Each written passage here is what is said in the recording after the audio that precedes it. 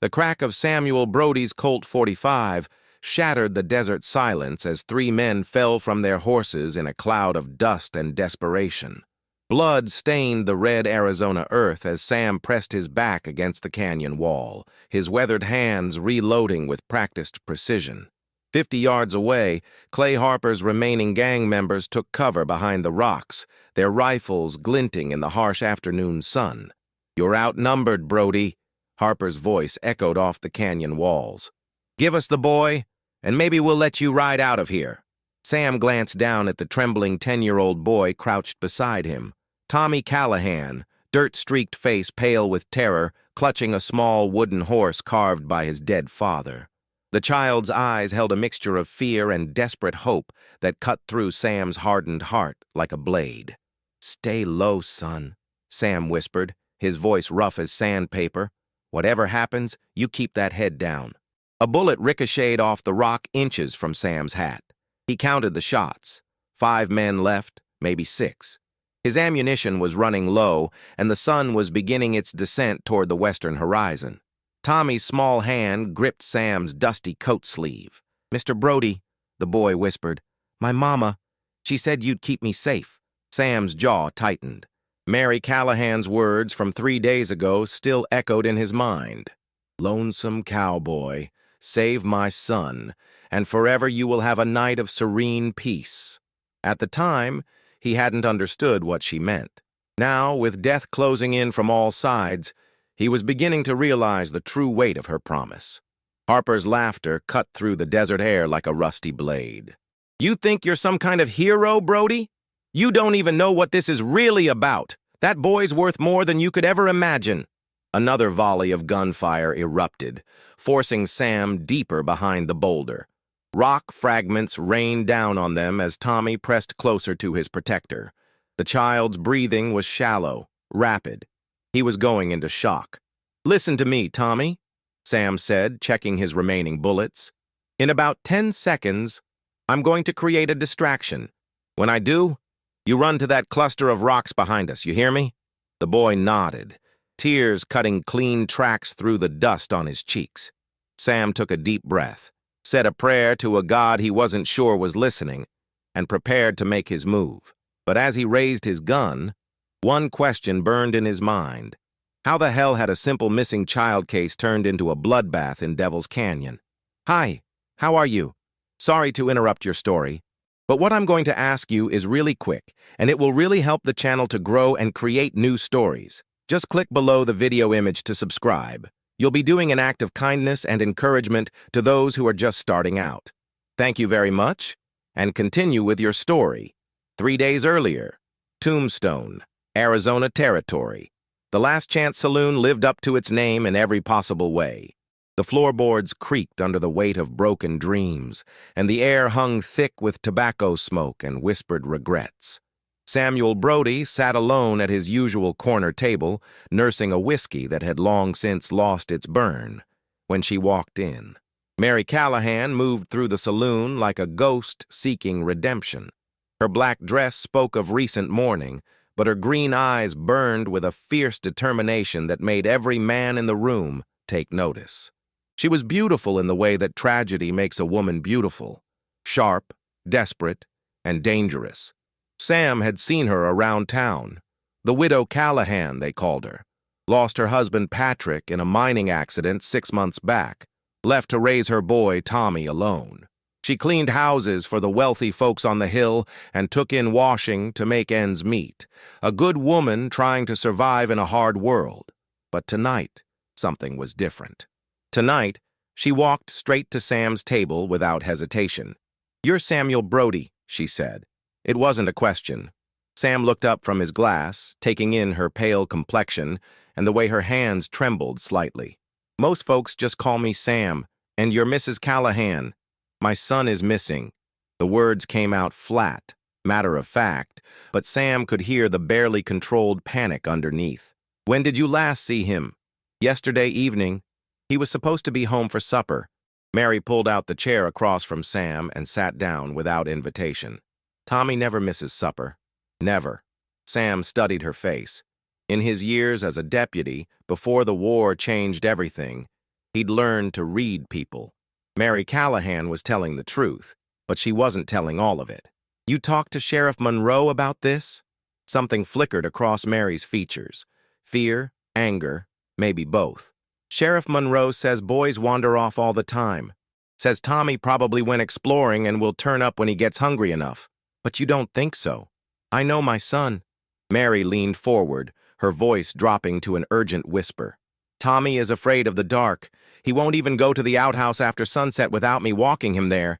He wouldn't just wander off." Sam finished his whiskey and set the glass down carefully. "What makes you think I can help? I'm not a lawman anymore." "Because you're the only man in this godforsaken town who doesn't owe anybody anything. You don't have debts to pay or favors to return. You're free to do what's right." There was something in the way she said it that made Sam's chest tighten. Freedom. He'd been running from that word for 3 years, ever since he'd hung up his badge and started drifting from town to town like tumbleweeds in the wind. "Mrs. Callahan, Mary, please." "Mary, I'm not the man you think I am. I'm not a hero. I'm just a drifter who drinks too much and sleeps too little." Mary reached across the table and placed her hand over his. Her skin was soft despite the hard work, and warm despite the coldness in her eyes. "Lonesome Cowboy," she said, her voice barely above a whisper, "save my son, and forever you will have a night of serene peace." The words hit Sam like a physical blow. Peace. When was the last time he'd known even a moment of it? The war had taken that from him, along with everything else that mattered. Since then, he'd been running from ghosts that followed him wherever he went. "What do you mean by that?" he asked. Mary's smile was sad and knowing. "I see it in your eyes, Sam Brody. The same thing I see in the mirror every morning. You're haunted by something that won't let you rest. I can't promise to take away whatever demons chase you, but I can promise you one night of peace. One night where you can sleep without the nightmares." Sam stared at her, wondering how this grieving widow could see straight through to his soul. "How? That's my secret. But I swear to you on my son's life that if you bring Tommy home safe, I will give you something you haven't had in years. A peaceful night's sleep." The saloon had grown quiet around them, as if the very air was holding its breath. Sam looked into Mary's eyes and saw something he recognized: the desperate love of a parent willing to do anything to save their child. "Tell me everything," he said finally. "Start from the beginning." Mary's shoulders sagged with relief. "Tommy's been having nightmares lately, about his father. He keeps saying Patrick is calling to him from the old mine shaft where he died. Yesterday morning, he asked me about the location of the mine. I told him it was too dangerous, that he was never to go there alone. But you think that's where he went?" "I'm certain of it. But Sam..." Mary's grip on his hand tightened. "There's something else. Something I haven't told anyone." "What?" "The night before Patrick died, he came home acting strange, scared. He said he'd found something in the mine, something that could change our lives forever. He was going to tell the mine foreman the next day, but he died in the accident." Mary nodded. "What if it wasn't an accident? What if someone killed Patrick to keep him quiet about what he found? And what if Tommy went to the mine looking for answers about his father's death?" Sam felt a chill run down his spine. A missing child was one thing.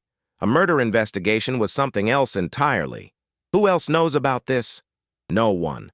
I've been too afraid to tell anyone. But if Tommy is in danger because of what his father discovered..." Mary's voice broke. "I can't lose him too, Sam. He's all I have left." Sam stood up, his decision made. "I'll need to see Tommy's room, talk to his friends, anyone who might have seen him yesterday." Mary rose as well, hope lighting up her features for the first time since she'd walked into the saloon. "Thank you. I knew you were the right man for this." As they walked toward the saloon doors, Sam couldn't shake the feeling that he was walking into something much bigger and more dangerous than a simple missing child case. But Mary's promise of peace called to him like a siren song, and for the first time in 3 years, Samuel Brody had something to fight for besides his own survival. Outside, the streets of Tombstone were quiet except for the distant sound of a piano playing a melancholy tune. The moon hung low in the sky, casting long shadows between the buildings. Somewhere out there, a 10-year-old boy was alone in the darkness. and Sam was the only thing standing between Tommy Callahan and whatever forces had already claimed his father's life. The hunt was about to begin. The Callahan boarding house sat on the edge of Tombstone's respectable district, a two-story wooden structure that had seen better days, but still maintained an air of dignity. Mary led Sam through the front door, past a small parlor where a few elderly boarders sat reading by lamplight, and up a narrow staircase to the second floor. "Tommy's room is at the end of the hall," Mary said, her voice barely above a whisper. "I haven't touched anything since I realized he was missing." The boy's room was small but tidy, with a single bed covered by a patchwork quilt and a wooden desk by the window. Sam's trained eye immediately began cataloging details: clothes laid out for the next day, school books stacked neatly, a collection of carved wooden animals on the windowsill. "He made those himself," Mary said, noticing Sam's attention. "Patrick taught him to whittle before he died." Sam picked up one of the figures, a horse, expertly carved despite the small hands that had shaped it. "He's talented, just like his father." Mary's voice caught slightly. "Patrick could make anything with his hands: wood, metal, stone. It didn't matter." Sam moved to the window and looked out at the moonlit street below. "This faced the direction of the old mine?" "Yes." Tommy would sit here for hours after Patrick died, staring out toward the hills. "Show me exactly where the mine is." Mary joined him at the window and pointed toward a cluster of rocky hills about 3 miles northeast of town. "See that gap between the two tallest peaks? The Esperanza mine is hidden in a canyon just beyond that point. It's been abandoned since the accident." Sam studied the terrain, mentally mapping the route a 10-year-old boy might take. "It's rough country. Lots of places to get lost or hurt. That's what terrifies me. Tommy's a town boy. He doesn't know how to survive out there." A soft knock at the door interrupted them. Mary opened it to reveal a thin, nervous-looking man in his 50s, wearing a deputy's badge. "Evening, Mrs. Callahan," the man said, tipping his hat. "Heard you might have some company." "Deputy Hutchins," Mary replied coolly. "This is Samuel Brody. He's helping me look for Tommy." Hutchins's eyes narrowed as he studied Sam. "Brody, I know that name. You used to be a lawman down in Tucson." "Used to be," Sam confirmed. "Now I'm just a concerned citizen helping a neighbor." "Well, that's real neighborly of you," Hutchins said, but his tone suggested otherwise. "Thing is, Sheriff Monroe asked me to let you know that we've got the situation well in hand. No need for outside help." Sam stepped closer to the deputy, noting the way the man's hand instinctively moved toward his gun. "Funny thing about that, from what I hear, Sheriff Monroe thinks Tommy just wandered off. Doesn't sound like much of an investigation to me." "Now see here." "Gentlemen, please," Mary interrupted. "We all want the same thing, to find Tommy safely." Hutchins backed down slightly, but his eyes remained fixed on Sam. "Just remember, Brody, this is Sheriff Monroe's jurisdiction. Don't go stirring up trouble where there ain't none."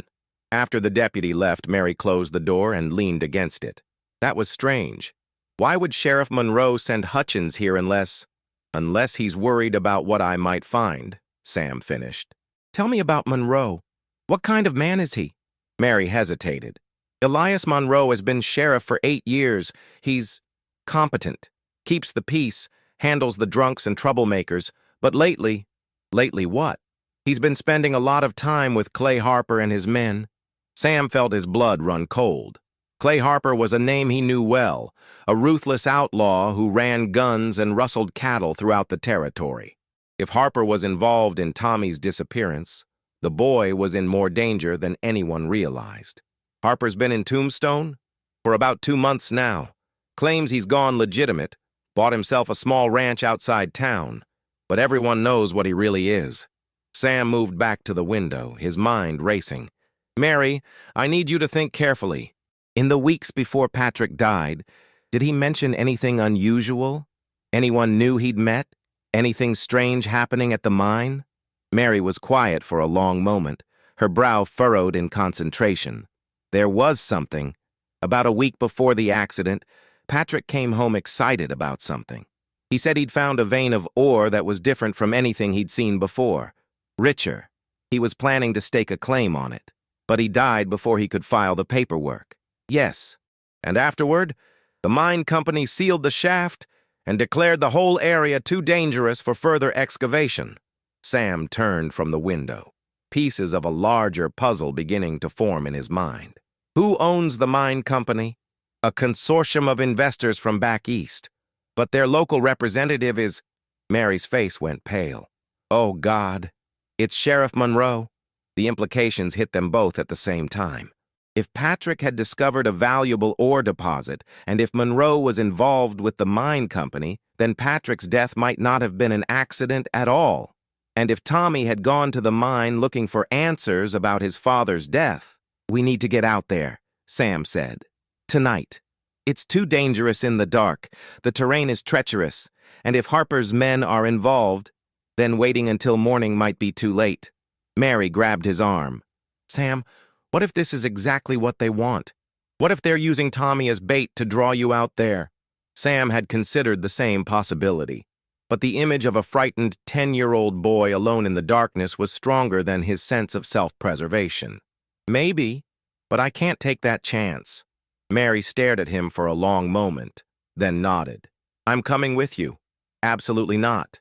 He's my son, Sam, and I know that mine better than anyone. Patrick used to take me there when we were courting. I know every tunnel, every shaft, every hiding place. Sam wanted to argue, but he could see the determination in her eyes. Mary Callahan was going to find her son with or without his help. All right, he said finally. But we do this my way. No heroics, no taking unnecessary risks. We find Tommy and get out. Mary nodded. I'll get some supplies together. Rope, lanterns, food, and water. As Mary hurried from the room, Sam took one last look around Tommy's bedroom. On the desk, partially hidden under a school book, he noticed a piece of paper covered with a child's handwriting. He pulled it out and read, Dear Papa, Mama cries when she thinks I'm not looking. She misses you so much. I miss you too. I keep having dreams where you're calling to me from the dark place where you went away. I know Mama says it's dangerous, but I think you're trying to tell me something important. I'm going to find out what happened to you, Papa. I'm going to make the bad men pay for what they did. Your son, Tommy Sam's blood ran cold. The letter was dated yesterday, the day Tommy disappeared. The boy hadn't just wandered off or gone exploring. He'd gone to the mine deliberately, believing his father had been murdered. And if Sam's growing suspicions were correct, Tommy was right. Footsteps in the hallway announced Mary's return. Sam quickly folded the letter and put it in his pocket. There would be time to show it to her later, after they found her son alive and safe. Ready? Mary asked, carrying a canvas bag filled with supplies. Sam checked his gun and made sure he had enough ammunition. Let's go bring Tommy home. They slipped out of the boarding house through the back door and made their way to the livery stable where Sam kept his horse. The night was clear and cold, with a full moon providing enough light to navigate by. As they rode out of Tombstone toward the hills, Sam couldn't shake the feeling that they were being watched. Behind them, in the shadows of an alley across from the boarding house, Deputy Hutchins stepped out and lit a cigarette. After a moment, he walked to the sheriff's office and knocked on the door. They took the bait, he said to the figure silhouetted in the doorway. Heading for the mine, just like you said they would. Sheriff Monroe's voice was cold and calculating. Good. Send word to Harper. Tell him it's time to finish this. As Hutchins hurried away to deliver the message, Monroe stepped into the moonlight, revealing a face marked by greed and corruption. Everything was proceeding according to plan. By morning, Samuel Brody and Mary Callahan would be dead. The boy would be silenced forever, and the secret of the Esperanza mine would remain buried with Patrick Callahan. But Monroe had made one crucial mistake. He'd underestimated the determination of a mother fighting for her child's life and the deadly skills of a man who had nothing left to lose. The real battle was just beginning. The Esperanza mine sat like a wound in the earth, its entrance yawning black against the moonlit canyon walls. Sam and Mary had left their horses a quarter-mile back, approaching on foot through the rocky terrain. The silence was oppressive, broken only by the distant howl of a coyote and the whisper of wind through the desert sage. There, Mary whispered, pointing to a faint glow emanating from deep within the mine shaft. Someone's down there. Sam studied the entrance, noting the fresh horse tracks in the dirt and the carelessly discarded cigarette butts. At least 4 men, maybe more. They've been here for hours. Tommy? If he's here, he's alive. Dead hostages don't require guards.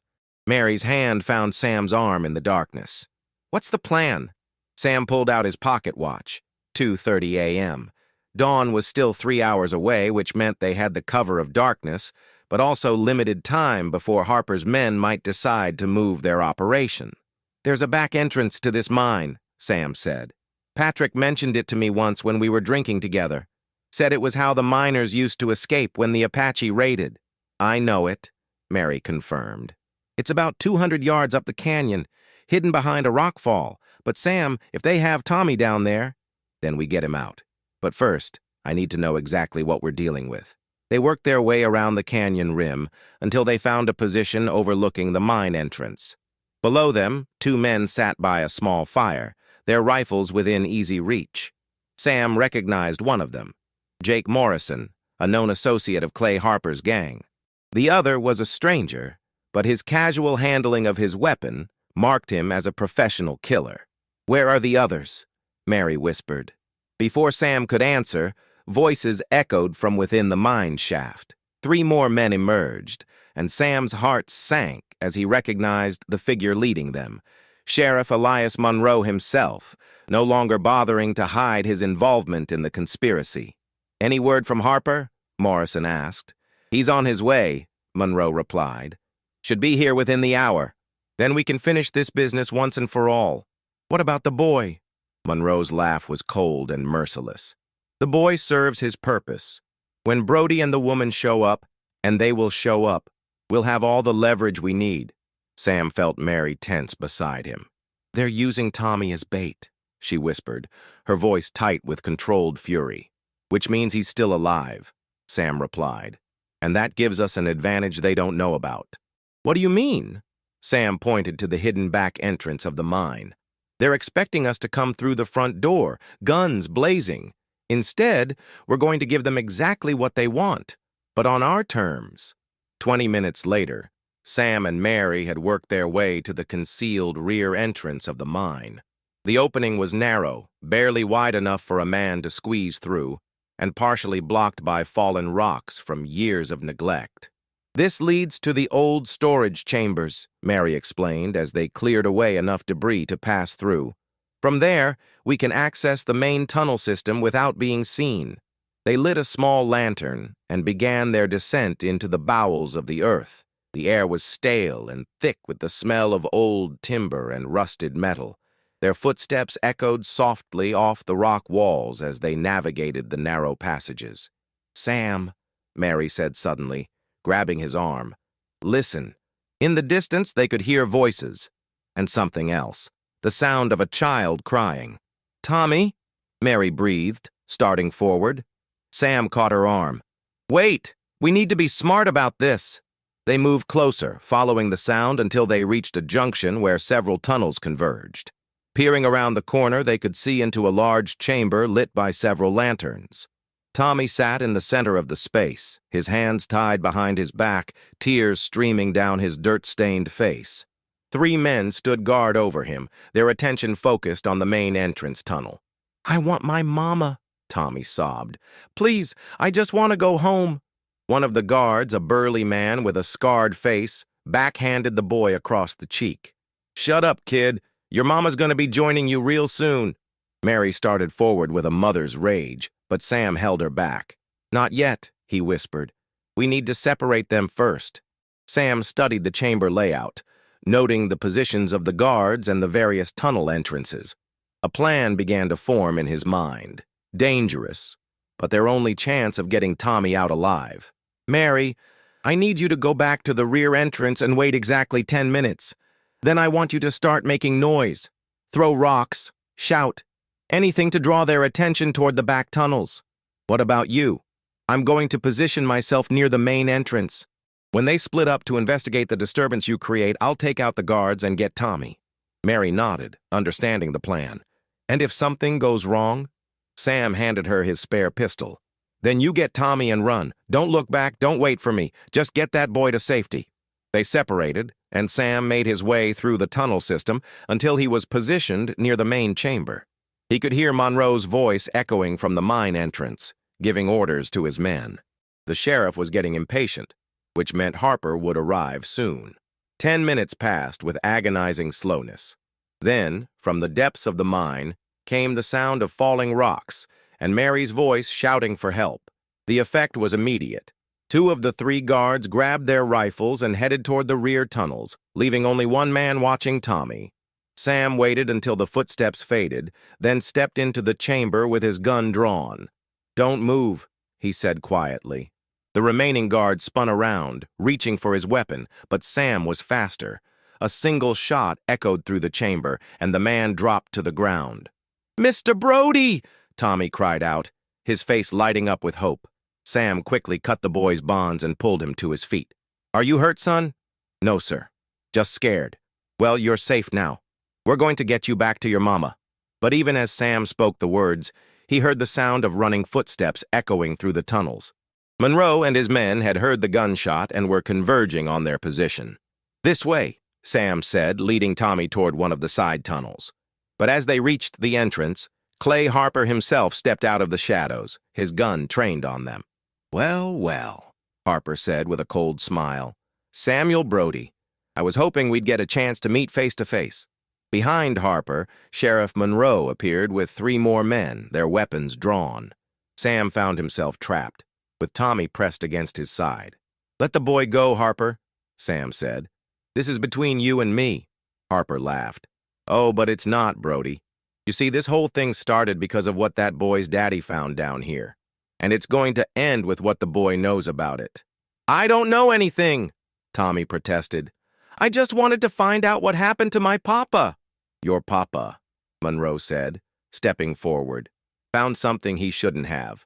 A vein of silver ore so rich it would have made him the wealthiest man in the territory.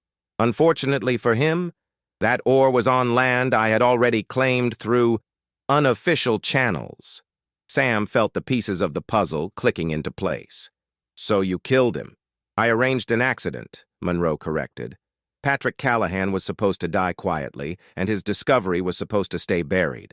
But then the boy started asking questions, started talking about his daddy's last words. We couldn't take the chance that he might remember something important. So you used him as bait to draw me out here." "2 birds with 1 stone," Harper said. "We eliminate a potential witness and get rid of a troublesome ex-lawman who's been asking too many questions." From somewhere in the tunnels behind them, Sam heard the sound of more gunfire. Mary was in trouble. "You made one mistake," Sam said, his hand slowly moving toward his gun. "What's that?" "You underestimated a mother's love." At that moment, Mary appeared in the tunnel entrance behind Harper's men, her gun blazing. In the confusion that followed, Sam dove to the side, pulling Tommy with him as bullets ricocheted off the rock walls. The chamber erupted in chaos. Monroe went down with Mary's first shot, clutching his shoulder and screaming. One of Harper's men spun around to face the new threat, giving Sam the opening he needed. His Colt barked twice, and 2 more men fell. But Harper was already moving, using the confusion to escape through one of the side tunnels. Sam started to follow, but Tommy's terrified cry stopped him. "Mr. Brody, the ceiling!" Sam looked up to see cracks spreading across the chamber roof. The gunfire had weakened the already unstable support beams, and the entire section was about to collapse. "Mary, get out of here!" Sam shouted, scooping Tommy up in his arms. They ran through the tunnels as the mine began to collapse behind them, the sound of falling rock and splintering timber echoing through the passages. Behind them, they could hear Monroe screaming for help, but there was no time to go back. They burst out of the rear entrance just as the main chamber caved in, sealing Monroe and his remaining men inside. In the distance, they could see Harper and 1 surviving gang member riding hard toward the canyon mouth. "Is it over?" Tommy asked, clinging to Sam's neck. Sam looked at Mary, who was holding her son with tears of relief streaming down her face. "Not yet, son, but almost," because Sam knew that as long as Clay Harper was alive, None of them would ever be truly safe. The final confrontation was still to come. Dawn was breaking over Devil's Canyon as Sam tracked Harper's trail through the rocky terrain. The outlaw leader had a 2-hour head start, but his horse was carrying double weight with his surviving gang member, and Sam's mount was fresh and fast. Mary and Tommy were safe in Tombstone, under the protection of the territorial marshal who had arrived at first light after Mary sent word of the conspiracy. Monroe was dead, crushed in the mine collapse along with most of his corrupt deputies. But Harper was still out there, and Sam knew the man well enough to realize he wouldn't give up easily. The trail led north toward the Badlands, through country so desolate that even the Apache avoided it. Sam pushed his horse hard, knowing that every minute Harper remained free was another minute of danger for Mary and Tommy. By mid-morning, Sam spotted dust on the horizon. He was gaining ground. An hour later, he found Harper's companion, dead, shot in the back, and left beside the trail. Harper had decided he could move faster alone and had eliminated the only witness to his crimes who could testify against him. The trail led into a maze of red rock canyons where the walls rose hundreds of feet on either side. Sam knew this country. It was perfect for an ambush. He dismounted and continued on foot, leading his horse and keeping to the shadows. "Brody!" Harper's voice echoed off the canyon walls. "I know you're out there." Sam said nothing, continuing to work his way through the rocks. "You think you've won something?" Harper called out. "You think saving that boy makes you some kind of hero?" Still, Sam remained silent, using Harper's voice to pinpoint his location. "I know what you are, Brody. I know about Shiloh. I know about the children you couldn't save." Sam's blood ran cold. Harper was talking about the war, about the battle that had ended Sam's career as a lawman and started his 3-year journey into hell. "That's right," Harper continued. "I know all about Lieutenant Samuel Brody and the schoolhouse at Shiloh Creek. How many children died because of your orders? 6? 7? Sam closed his eyes, the memories flooding back. The Confederate raiders attacking the school. His decision to hold the bridge instead of falling back to protect the building. The screams of the children as the raiders set fire to the schoolhouse. The faces of the dead that haunted his dreams every night for 3 years. You couldn't save them then, and you can't save the Callahan boy now. But Harper was wrong. Sam had saved Tommy, and in doing so, he had found something he thought was lost forever. Redemption. Sam spotted movement on a ledge 50 feet above him. Harper was positioned behind a boulder, his rifle trained on the canyon floor. But the outlaw had made a mistake. He was silhouetted against the morning sky. Sam raised his Colt and fired. The bullet struck Harper in the shoulder, spinning him around and sending his rifle clattering down the rocks. Harper drew his pistol with his left hand, but Sam was already moving, scrambling up the canyon wall with the agility born of desperation. They met on the narrow ledge in a struggle that was part gunfight, part wrestling match. Harper was wounded but still dangerous, fighting with the fury of a cornered animal. They rolled across the rocks, each trying to gain control of the other's weapon.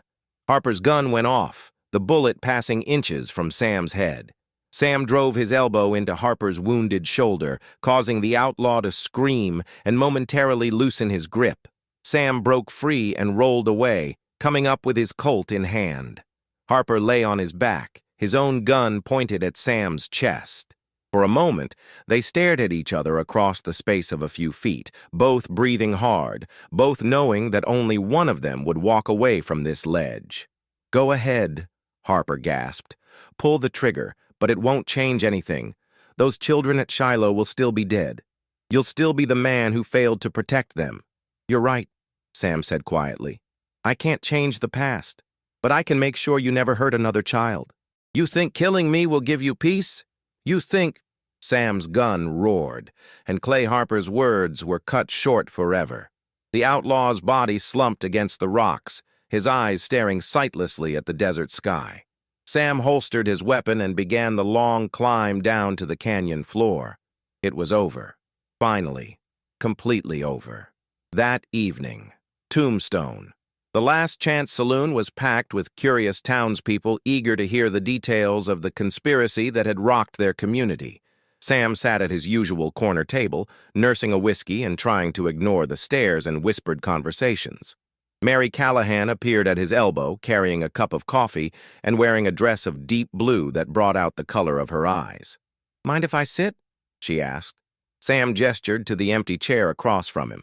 "How's Tommy?" "Sleeping. Finally. It's the first time he's slept peacefully since his father died." Mary studied Sam's face in the lamplight. "What about you? Are you all right?" Sam considered the question. For the first time in 3 years, the weight of guilt and regret that had pressed down on his shoulders seemed lighter. "I think I might be. The territorial marshal wants to talk to you tomorrow. There's going to be a formal investigation into Monroe's activities. They'll need your testimony." "I'll be here." Mary reached across the table and placed her hand over his.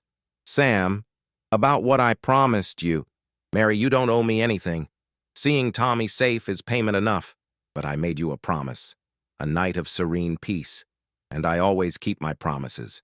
She stood up and walked to the saloon's small stage where an old piano sat covered in dust. Mary sat down at the bench and began to play. A soft, haunting melody that seemed to reach into Sam's soul and soothe the ragged edges of his pain. The saloon grew quiet as Mary's music filled the air. Her voice, when she began to sing, was clear and sweet. "Sleep now, weary traveler, your journey's at an end. The road has been so long and hard, but now your heart can mend." Sam felt his eyes growing heavy, not from the whiskey, but from something deeper. A peace he hadn't known since before the war. The faces of the children from Shiloh, which had haunted his dreams for so long, seemed to fade into the gentle melody of Mary's song. "Rest now, lonely cowboy. Your vigil's finally done. The dawn will bring new hope to you, a bright and peaceful sun." As Mary continued to sing, Sam felt himself drifting into the first truly restful sleep he'd known in years. Around him, the saloon patrons sat in respectful silence, understanding that they were witnessing something sacred, the healing of a broken man's soul. When Sam woke the next morning, he was in a bed at the boarding house, covered by a warm quilt. Sunlight streamed through the window, and for the first time in 3 years, he had slept through the night without nightmares. Mary was sitting in a chair beside the bed reading a book. She looked up as he stirred. "Good morning," she said with a smile. "How do you feel?" Sam stretched, amazed at how rested he felt. "Like a new man." "Tommy's downstairs having breakfast. He's been asking for you." Sam sat up, running his hands through his hair. "Mary, last night, what you did. I told you I could give you a peaceful night's sleep. I'm a woman of my word. How did you know it would work?" Mary's smile was gentle and knowing. "Because sometimes, Sam Brody, all a wounded soul needs is someone to sing away the darkness." Sam got dressed and went downstairs to find Tommy at the kitchen table, working on a new wood carving, a figure of a man on horseback. "Mr. Brody?" Tommy jumped up and hugged him. "Mama said you slept good." "I did, son. Better than I have in a long time." Tommy held up his carving. "I'm making this for you. It's a cowboy, but he's not lonesome anymore." Sam examined the small figure, noting the skill and care that had gone into its creation. "It's beautiful, Tommy. Thank you." "Are you going to stay in Tombstone?" the boy asked hopefully. Sam looked at Mary, who was watching them both with affection. "I think I might. This town could use a new deputy, and I hear there's an opening." Mary's smile lit up the room. "I think that's a wonderful idea." Later that day, as Sam walked through the streets of Tombstone wearing a new deputy's badge, he reflected on the strange turns his life had taken. 3 days ago, he had been a drifter with no purpose and no hope. Now he had a job, a community, and something he'd never expected to find again: a family. That evening, as he sat on the porch of the boarding house watching Tommy play in the yard, Mary joined him. "Any regrets?" she asked. Sam thought about it for a moment. "None. For the first time in years, I'm exactly where I'm supposed to be." Mary took his hand in hers. "Welcome home, Sam Brody." As the sun set over Tombstone, painting the desert sky in shades of gold and crimson, Sam felt a peace settle over him that he knew would last. The Lonesome Cowboy had finally found his way home. The promise had been kept. Hello, how are you? Did you enjoy the story? Like, share, comment on which city you're watching from, and subscribe to the channel to help us continue adding new amazing videos. Thank you very much, and come back often.